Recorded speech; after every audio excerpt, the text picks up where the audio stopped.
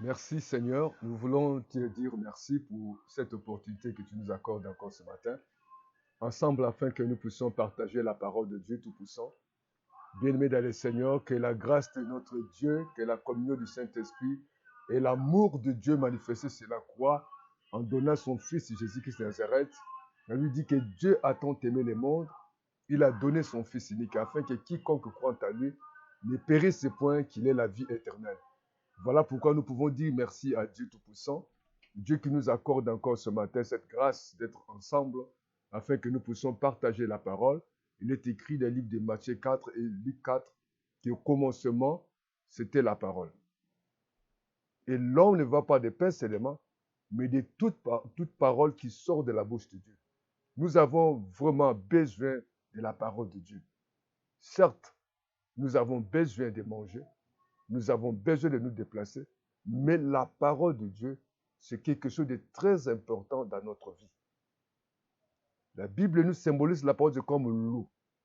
Sans l'eau, tu peux manger, mais tu as besoin de boire de l'eau. Et si c'est la parole du Seigneur, la Bible dit que la foi vient de ce qu'on attend. Ce qu'on attend, c'est la parole du Seigneur Jésus. Nous allons ensemble dire merci à Dieu, lui qui nous a prêté le souffle de vie ce matin. Et nous ne méritons pas, c'est par son amour, par sa bonté, c'est par sa grâce que tu es là. Toi et moi, nous sommes en vie. Et je vous invite à dire merci à Dieu. Dieu, dans son amour, il nous accorde cette grâce, cette faveur. Est-ce que tu peux prier avec moi? Dis Seigneur Jésus, je te dis merci. Merci de m'avoir gardé. Merci de m'avoir protégé toute la nuit. Merci pour le mois de novembre que nous avons commencé ce matin. Et nous te confions ce mois de novembre. Et nous te confions tous les mois de novembre entre les mains. Seigneur, sois avec nous. Toi qui es le Dieu qui commence et qui achève. Et tu vas nous amener jusqu'au mois de décembre. Et nous croyons que tu es un Dieu tout-puissant. Tu es un Dieu qui garde tes enfants. Tu vas nous accorder ta grâce et tu vas nous protéger. Comme la Bible nous enseigne, l'ange de l'Éternel campe pour tous ceux qui les craignent. Ils arrachent du danger. Dieu est là pour nous arracher du danger parce qu'il a promis dans sa parole. Il est écrit que la parole qui sort de la bouche de Dieu ne retourne pas en lui sans avoir accompli sa volonté, exécuté son dessein. Donc Dieu, lorsqu'il parle, quelles que soient les circonstances, il accomplit sa parole dans notre vie. Je vous invite ensemble, afin que ce matin, que le Saint-Esprit nous aide à partager cette parole de Dieu. Nous avons besoin de cette parole, parce que la parole de Dieu, c'est notre vie, c'est notre nourriture. Au commencement, c'était la parole, et la parole était avec Dieu. Je vous invite ensemble de lire la parole de Dieu, de lire la Bible, de prendre vos Bibles, et nous allons lire ensemble cette parole du Seigneur. Dans le livre de la Genèse, Genèse chapitre 12, le verset 12, chapitre 12, le verset 1er à 4. C'est dans l'Ancien Testament. Lisons ensemble. L'Éternel dit à Abraham, va-t'en de ton pays, de ta patrie et de la maison de ton père, dans le pays que je te montrerai. Je ferai de toi une grande nation. Et je te bénirai. Je rendrai ton nom grand. Et tu seras une source de bénédiction. Je bénirai ceux qui te béniront. Et je maudirai ceux qui te maudiront. Et toutes les familles de la terre seront bénies en toi. Le verset 4. Abraham partit comme l'Éternel lui avait dit. Et Lot partit avec lui. Abraham était âgé de 75 ans lorsqu'il sortit de Charan. Nous allons parler de ce matin, par la grâce de Dieu, le Saint-Esprit va nous aider à partager ensemble, de la grandeur. Lorsque nous voyons la grandeur, c'est l'auteur de quelque chose d'élevé. La grandeur, tout le monde a besoin de grandir. Aucun parent sera content que son enfant reste dans le même endroit. On commence par la maternelle jusqu'à l'université. Quelqu'un ne peut pas naître sans grandir. Et Dieu, dans sa volonté, veut que nous puissions grandir. Dieu qui veut que nous puissions de l'enfance à l'adulte. Donc, lorsqu'on est célibataire, on ne peut plus se comporter. On peut pas se comporter. Quand on est marié, on ne peut pas se comporter comme un célibataire. Il y a toujours des principes lorsqu'on est à l'école, à l'université, au collège et au lycée. Au fur et à mesure, nous montons dans notre formation de notre cursus scolaire et notre manière de parler doit changer. Ici, Dieu parle à Abraham. Dieu choisit Abraham comme son serviteur. Il dit, je rendrai ton nom grand. Mais il y a toujours des principes si nous voulons grandir. Il y a toujours des habitudes, il faut changer. Il faut quitter le point A pour aller au point B. Il a dit d'abord, quittez. Nous allons quitter certains comportements. Nous allons quitter certaines habitudes. Nous allons quitter certaines fréquentations. Nous allons quitter notre mentalité. Parce que tu n'es plus un enfant. Tu n'es plus célibataire. Tu n'es plus au collège, mais tu es au lycée. Tu n'es plus au lycée, mais tu es à l'université. C'est notre manière doit changer si nous voulons la grandeur. Dieu te place à la tête de l'église, tu dois changer ta façon de parler. Tu dois garder le secret. Tu dois avoir la maturité. Tout, on ne peut pas dire à la chair. Lorsque tu as changé ton statut, tu n'es plus célibataire. Tu dois te comporter comme une femme ou un homme marié. Il dit, quitte ta patrie. Et lorsque tu changes le pays, tu es à l'étranger, tu dois laisser le comportement de ton pays. Tu ne peux pas avoir le même langage que le célibataire, toi qui es marié. Aujourd'hui, tu n'as pas de responsabilité. Le jour où tu auras des responsabilités, tu dois changer ta façon de raisonner, ta façon de voir, ta façon de fréquenter.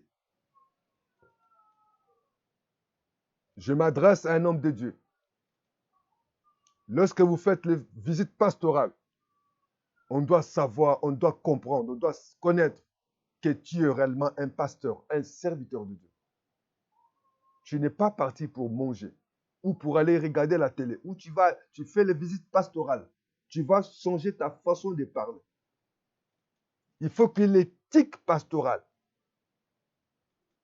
votre langage doit changer à la chair.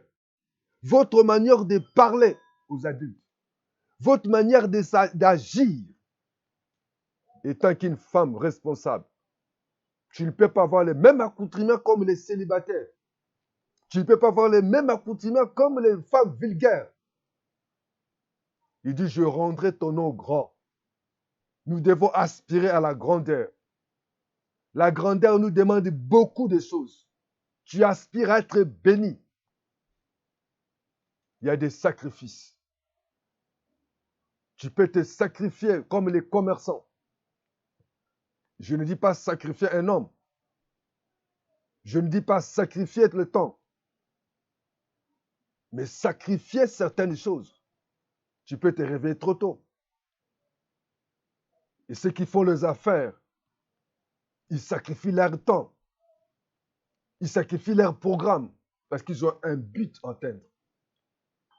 Lorsqu'on aspire à la grandeur, on change de fréquentation.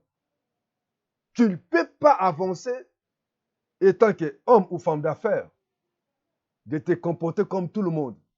Tu dois aspirer à la grandeur. Et Dieu parle à Abraham.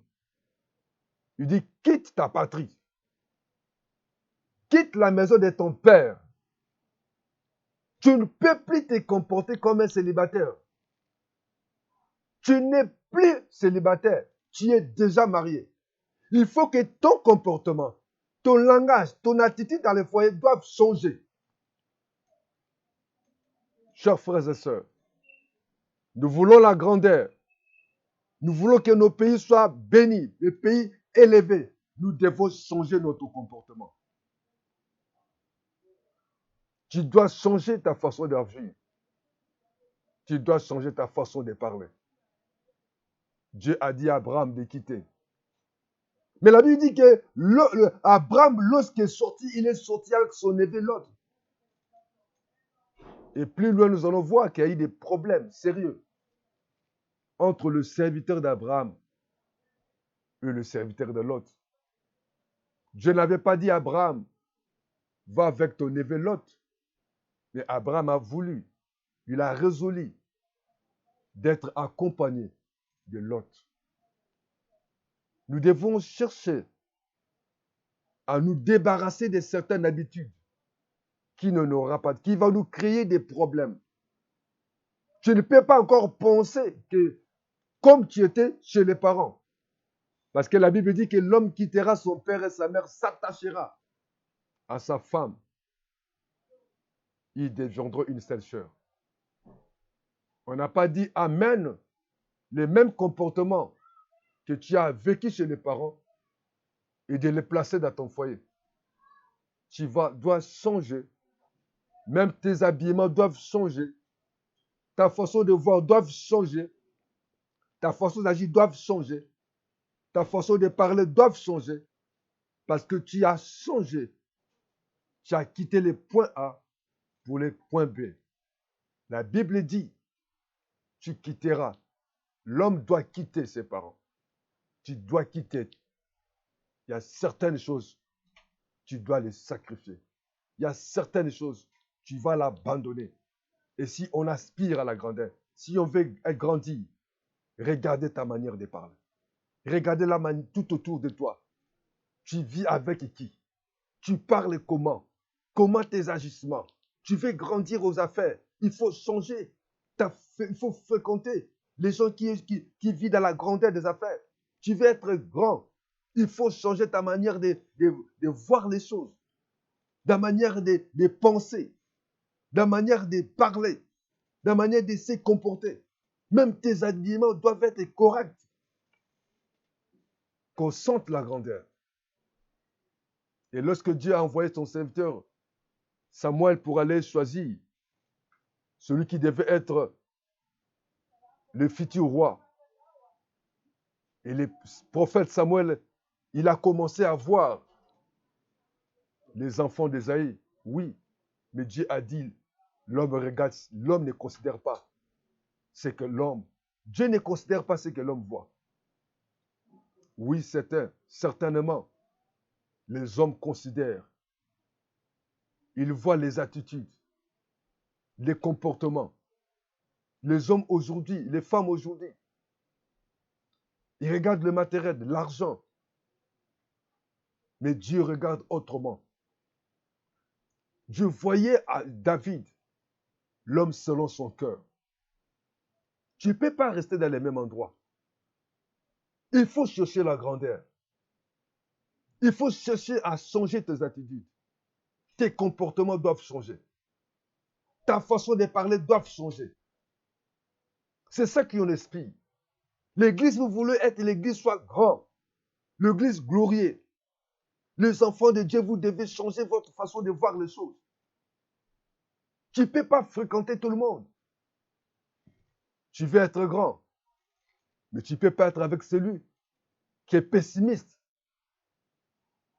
Il y a certains commerçants, si vous l'écoutez, vous allez attendre qu'ils font des sacrifices.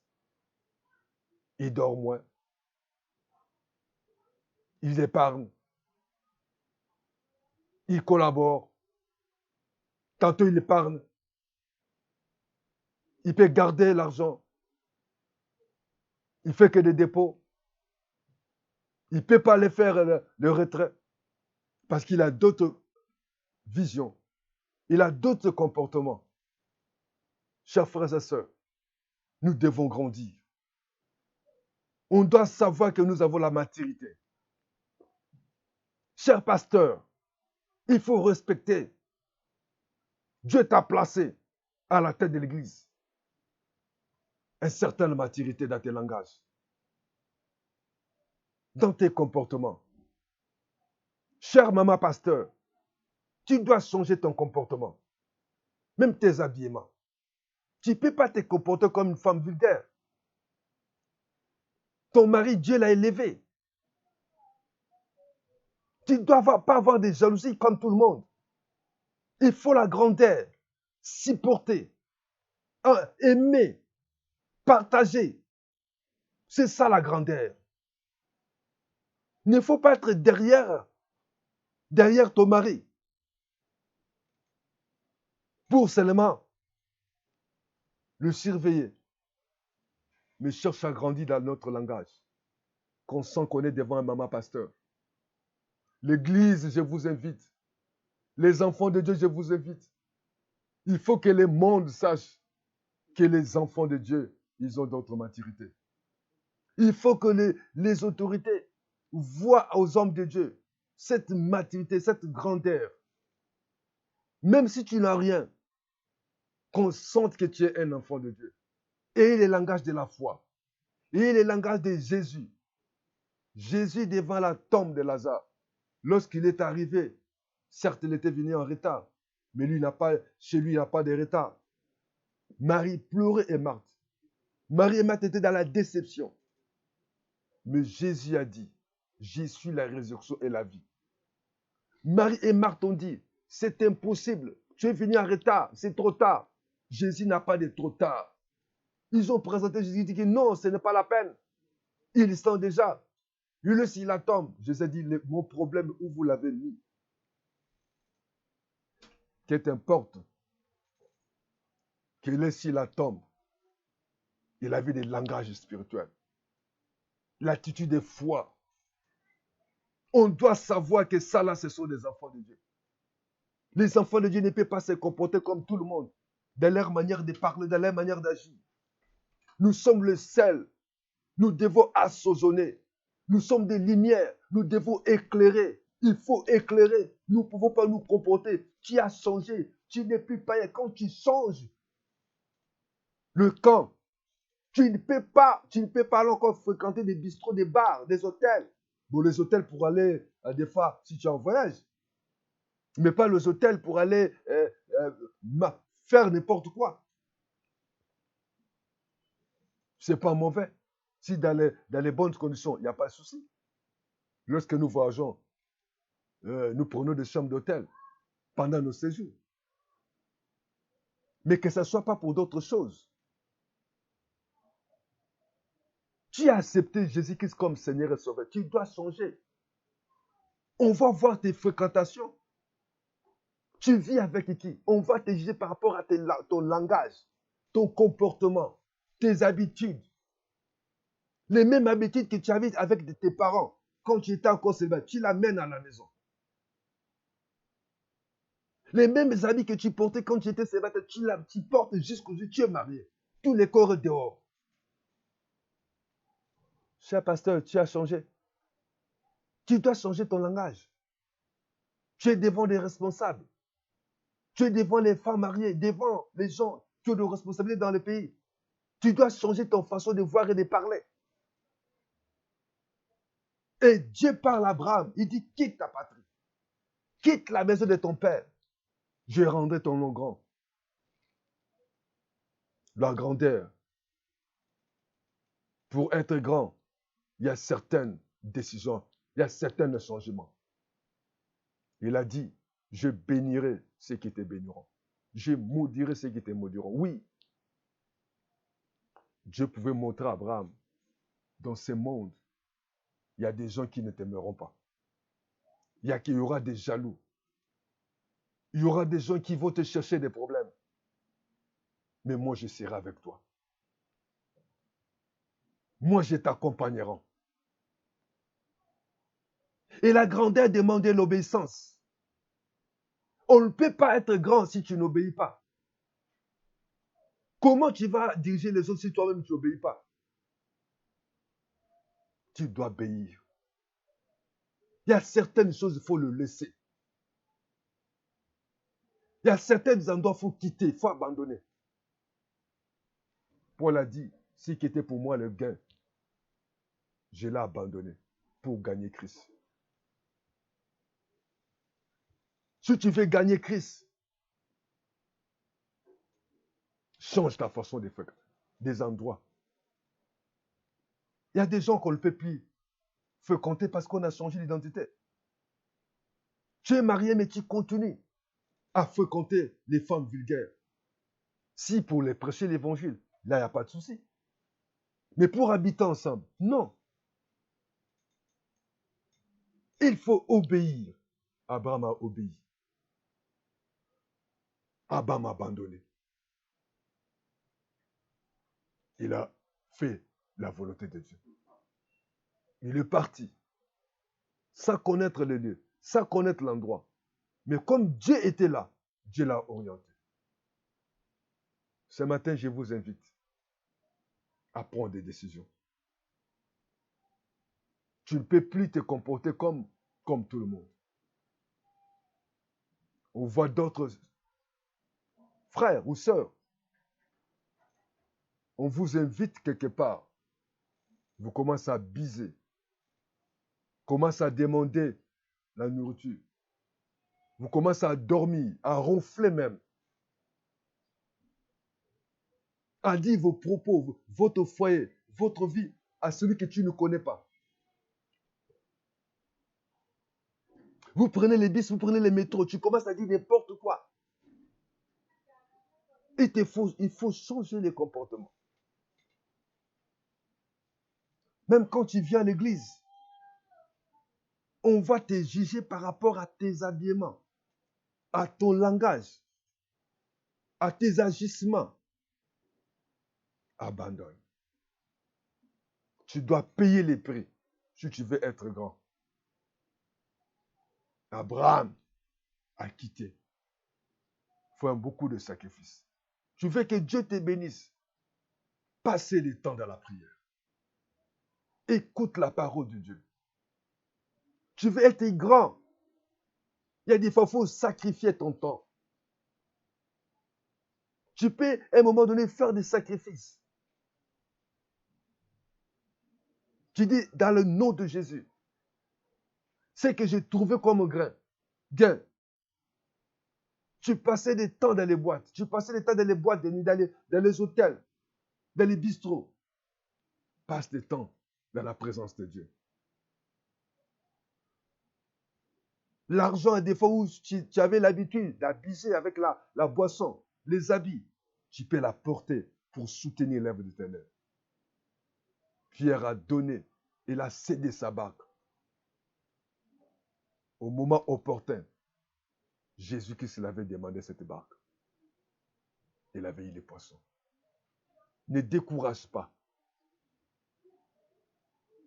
Et lorsque tu bénis Dieu, tu passes le temps des fois pour prier pour les autres, Dieu ne t'oubliera pas.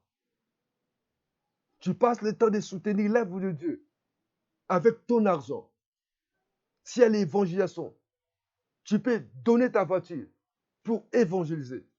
Tu peux soutenir l'œuvre de Dieu. Par tes moyens, Dieu ne t'oubliera pas. Tu peux faire des sacrifices avec ton salaire. Soutenez l'œuvre de Dieu. Soutenez ceux qui prêchent l'évangile. Donne l'argent pour achat des parcelles, pour l'église, pour l'œuvre de Dieu. Soutenez les missionnaires. Il y en a ceux qui font des émissions à la télé, à la radio, dans les réseaux sociaux. Tu peux les soutenir. Dieu ne t'oubliera jamais. Parce que tu cherchais la grandeur. Dieu n'a pas changé. Abraham a obéi. Que Dieu vous bénisse. Et ce matin, le Saint-Esprit nous avait donné cette pensée à vous les partager.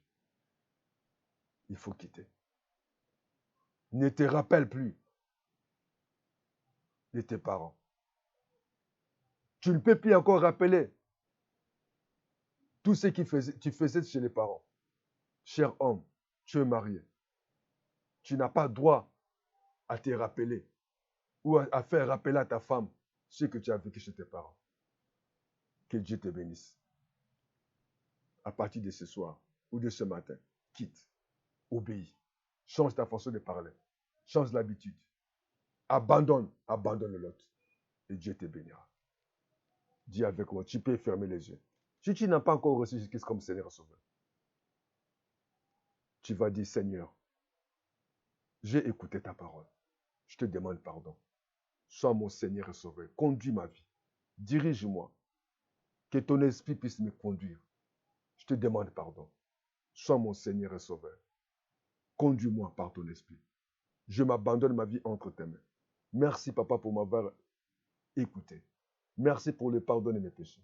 Au nom de Jésus. Que Dieu vous bénisse. Si tu as la vision de faire les affaires, commencez à faire des sacrifices. Tu manges un peu, tu épargnes un peu. Et tu seras grand. Que Dieu vous garde. Que Dieu vous bénisse. À bientôt. Bye bye. Amen.